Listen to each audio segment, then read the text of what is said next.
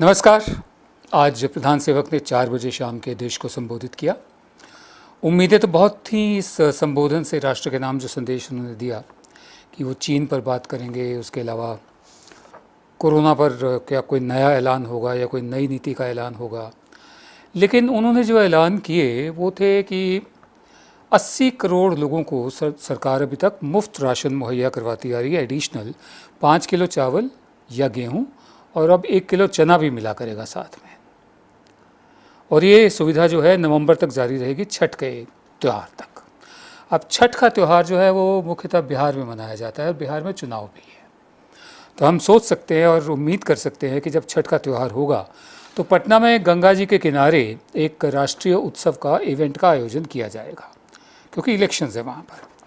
बहरहाल जो ये ऐसे ऐलान होते हैं कि 5 किलो चावल या गेहूँ, 1 किलो चना, ऐसे ऐलान करने के लिए क्या मैं प्रधान सेवक खुद चाहिए टेलीविज़न पर?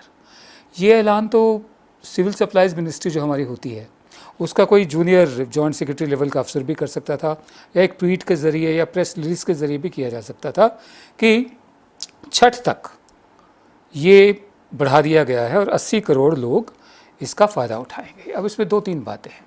135 करोड़ की आबादी वाले देश में अगर 80 करोड़ लोग, हाँ, जो यूरोप की आबादी से भी ज़्यादा के करीब बैठते हैं, 80 करोड़ लोगों को सरकारी अनाज चाहिए, तो अपने आप में ये किस तरह के अच्छे दिन हैं, अपने आप में किस तरह के मतलब भारत का संकेत तस्वीर दिखाते हैं, ये चिंता की बात है। दूसरी बात यह है कि छठ तक ही क्यों? जितने भी त्योहारों का जिक्र किया प्रधान सेवक ने, उसमें ईद का जिक्र नहीं किया, उसमें क्रिसमस का जिक्र नहीं किया, उसमें नवरोज़ का जिक्र नहीं किया जो पारसियों का होता है। और अगर नवंबर तक ही है तो दिसंबर तक क्यों नहीं? नया साल भी मनाया जाता है इस देश में। बहरहाल कुल मिलाकर जो आज ऐलान किया उससे निराशा ही हुई हमें।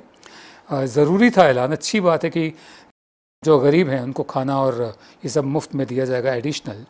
इसके साथ एक जुड़ा हुआ पहलू भी है जिससे हम पहले भी विनोद दुआ शो में बात कर चुके हैं।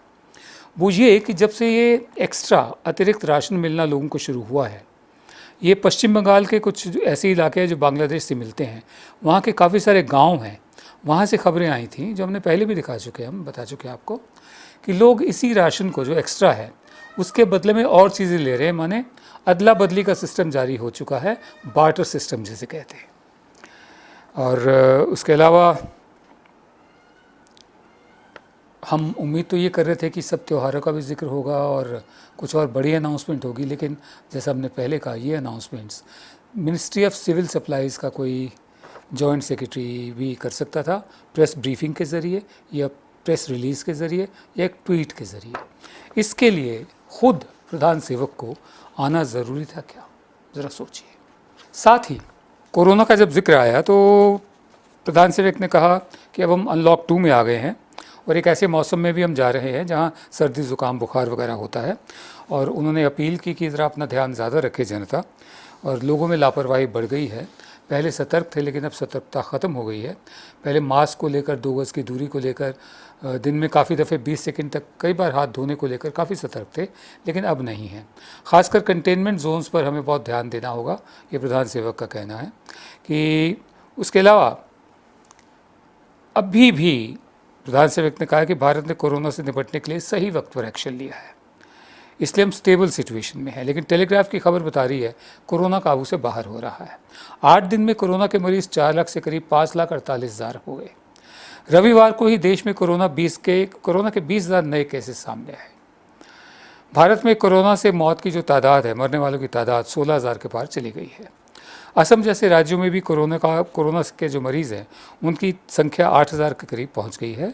गुवाहाटी में 14 दिन के लिए लॉकडाउन बढ़ाना पड़ा है। महाराष्ट्र में कोरोना का जो महामारी है उसको वो लगातार बढ़ती जा रही है, और कोरोना को देखते हुए, बढ़ते कोरोना को देखते हुए उद्धव ठाकरे सरकार ने 31 जुलाई तक लॉकडाउन बढ़ा दिया है। तमिलनाडु सरकार ने कहा है कि चेन्नई और मदुरई में 5 जुलाई तक कड़े प्रतिबंध जारी रहेंगे, जबकि जो राज्यों में मौजूदा पाबंदियां और ढील 31 जुलाई तक जारी रहेंगी।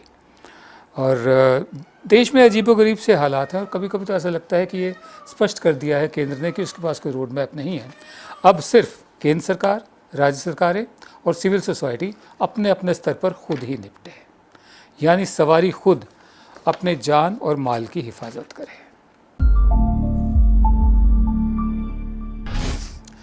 गिलानी ने 5 अगस्त को आर्टिकल 370 और 35A को हटाने के मोदी सरकार के फैसले की आलोचना की। उन्होंने कहा कि ये कदम कश्मीर को एक और फिलिस्तीन बना देगा। इस्तीफे के दौरान अपनी चिट्ठी में जो उन्होंने कहा है वो ये है कि इन view of the current state of Hurriyat conference I am announcing my complete dissociation from the forum. जो हुर्रियत कॉन्फ्रेंस की मौजूदा शक्ल है और जो मौजूदा हालात हैं उसको जहन में रखते हुए मैं अपने आप को हुर्रियत कॉन्फ्रेंस के लिए पूरी तरह से अलग कर रहा हूँ। ये एक ऑडियो मैसेज उन्होंने दिया था, 47 सेकंड की क्लिप थी। मैंने एक चिट्ठी भेज दी है, हुर्रियत के जितने भी और मंच हैं उन सबको चिट्ठी भेज दी है। इस चिट्ठी में गिलानी ने जो पाकिस्तान में हुर्रियत के लोग हैं उनकी जो लीडरशिप है उस पर लाल फीताशाही, उसके अलावा परिवारवाद, कुनबा परस्ती का आरोप भी लगाया है।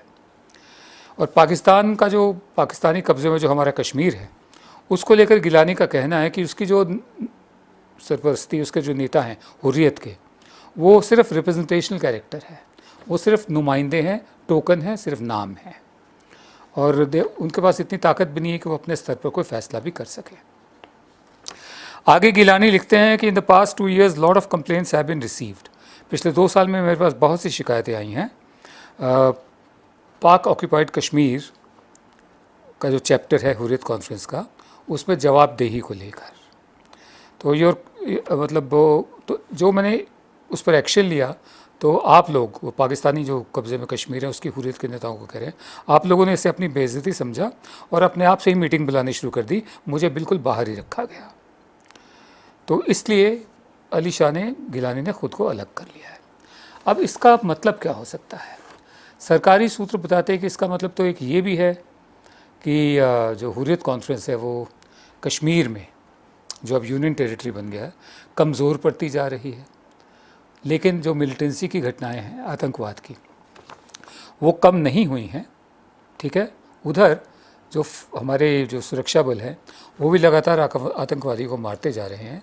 साथ ही में एक ये चिंता जाहिर की जा रही है कि अब अली शाह गिलानी जैसे लोग जब बाहर चले गए हैं और हुर्रियत कमज़ोर पड़ती जा रही है, तो ऐसे में एक ऐसी पौध खड़ी हो चुकी है, ठीक है, जिन्होंने सन 1989 के बाद पैदा हुए जो लोग, जिनको नहीं मालूम उससे पहले का इतिहास क्या है, ना ही वो जानना चाहते हैं, वो बंदूक के साए में बड़े हुए हैं, उनके दिलों में मौत का ख़तरा भी नहीं है, जिसका एक सबूत ये है कि कश्मीरी मिलिटेंट्स भी बढ़ते जा रहे हैं जो स्थानीय हैं।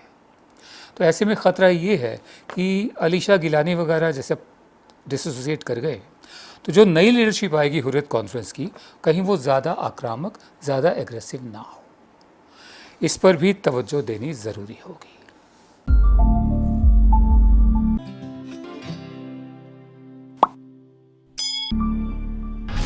कविता, नज़्म या गज़ल या किसी उपन्यास के किसी हिस्से को पढ़ने का सिलसिला जारी रखते हुए फैज़ अहमद फैज़ की एक कलाकृति है, मैं आपको उसका एक हिस्सा सुनाता हूँ। संदर्भ जो इसका है, रेफरेंस जो है, वो आप खुद तय कर लीजिए किसके बारे में कहा जा रहा है। फैज़ साहब का कहना है, कब लूट झपट से हस्ती की दुकानें खाली होती हैं, कब लूट झपट से हस्ती की दुकानें खाली होती हैं, यहाँ पर्वत पर्वत हीरे हैं, यहाँ सागर सागर मोती है। कुछ लोग हैं जो इस दौलत पर पर्दे लटकाते फिरते हैं, हर पर्वत को, हर सागर को नीलाम चढ़ाते फिरते हैं। कुछ वो भी हैं जो लड़ भिड़कर ये पर्दे नोच गिराते हैं, हस्ती के उठाई गिरों की हर चाल उलझाए जाते हैं। इन दोनों में रन पड़ता है, जंग होती है, इन दोनों में रन पड़ता है नित बस्ती बस्ती नगर नगर, हर बसते घर के सीने में, हर चलती राह के माथे पर। ये कालिख भरते रहते हैं, वो जोत जगाते रहते हैं, ये आग लगाते फिरते हैं, वो आग बुझाते रहते हैं। सब सागर शीशे लालो गुहर इस बाजी में बद जाते हैं, उठो सब खाली हाथों को इस रन से बुलावे आते हैं। देशद्रोही विनोद दुआ को इजाज़त दीजिए। नमस्कार।